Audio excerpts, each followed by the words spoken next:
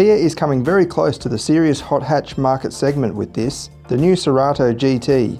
Check out the exterior for starters. It has all the makings of a proper sports hatch. At the front you've got a black grille and side intake clusters with black side mirrors to match. We love the design, it looks especially attractive in this horizon blue paint colour. The rear end is dressed up as well, featuring an integrated lip spoiler and black diffuser area with twin exhaust outlets lower down. A GT badge certifies its credentials. There's also a set of rather fetching 18-inch alloy wheels, complete with a centre lock style hubcap in the middle, highlighted in red. The sportiness doesn't stop inside either. Front passengers are treated to hip-hugging sports seats with red stitching, while the driver uses a lovely little 3-spoke sports steering wheel. Aside from the racy appointments, the new Cerato hatch has one of the most practical and user-friendly cabin layouts in this class. There are plenty of storage options neatly presented, and legroom and headroom is more than adequate. Even the rear seat is accommodating, with an almost flat floor providing decent space for the middle seat passenger. Boot space is rated at 428 litres,